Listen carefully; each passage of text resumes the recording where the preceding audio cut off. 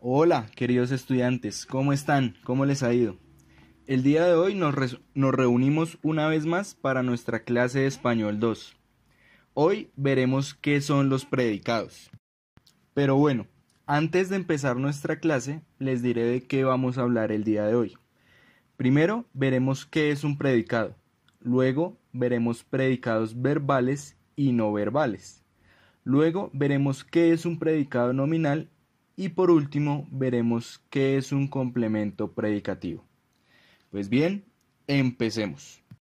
Predicación significa que la oración predica algo acerca de alguien.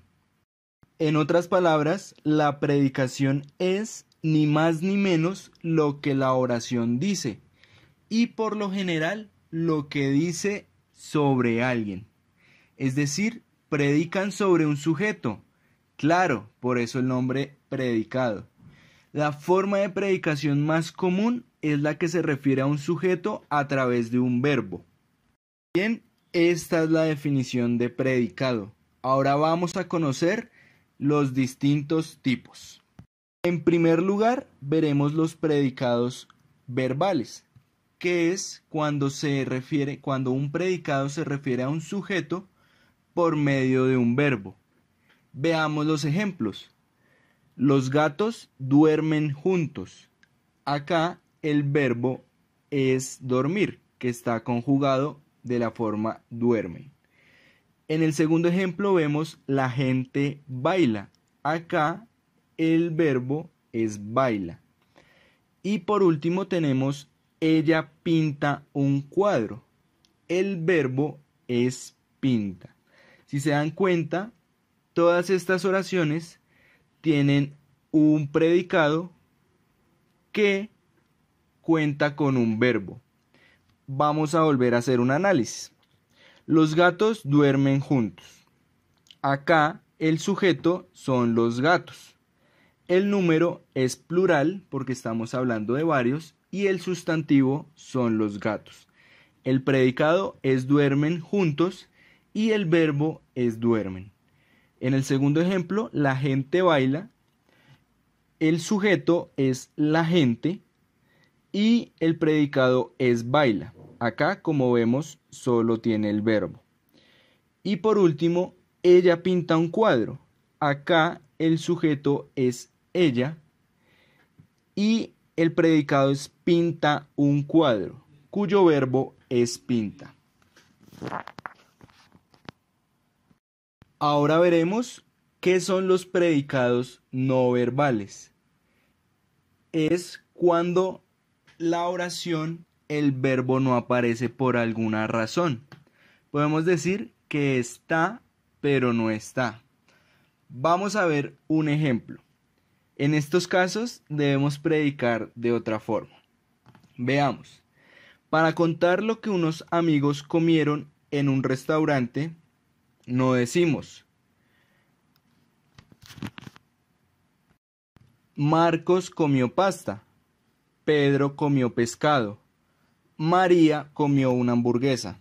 Decimos, por el contrario, Marcos comió pasta, Pedro un pescado, María una hamburguesa. Como vemos, el verbo lo decimos una sola vez, en la oración del comienzo. En las oraciones siguientes, reemplazamos al verbo por una coma para marcar que ahí había un verbo que fue eludido. Genial. Ahorramos palabras y se entiende perfecto. Ahora veremos qué es un predicado nominal, el cual es un predicado que tiene como núcleo a un sustantivo o a un adjetivo.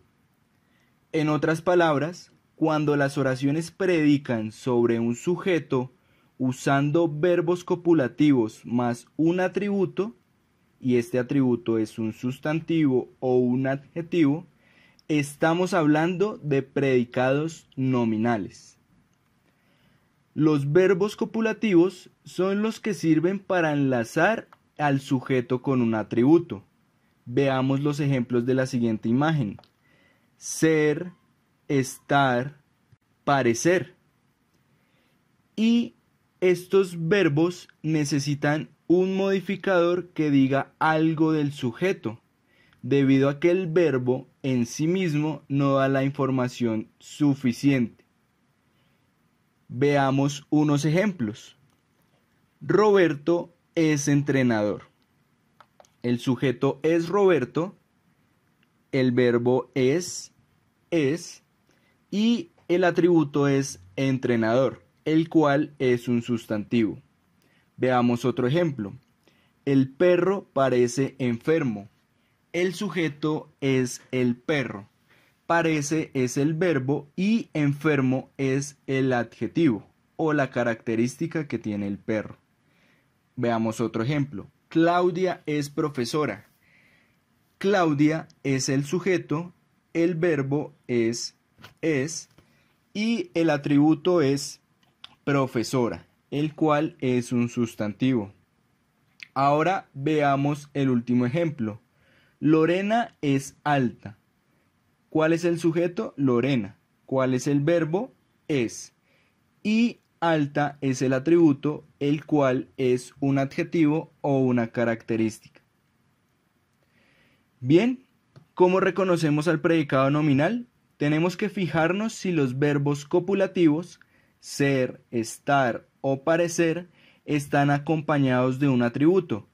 Y si lo están, es un predicado nominal. Ahora veamos qué es un complemento predicativo, el cual es cuando se puede dar información adicional en la oración por medio de un modificador del verbo. Para hacer esto más claro, veamos un ejemplo. Veamos nuestra primera oración. Martín trabaja. El sujeto es Martín y el verbo es trabaja. Y ahora veamos la segunda oración. Martín trabaja contento.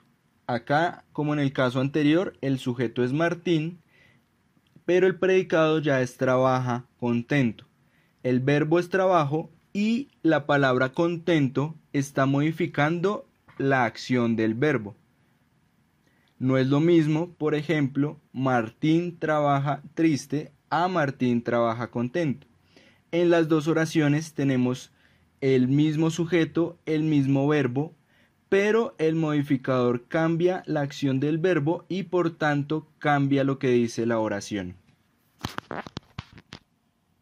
Bueno, queridos estudiantes, eso sería todo por el día de hoy.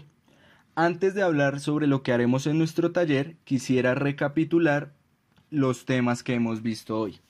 En primera medida vimos que es un predicado, el cual no es ni más ni menos que lo que la oración dice, y por lo general lo que dice sobre alguien.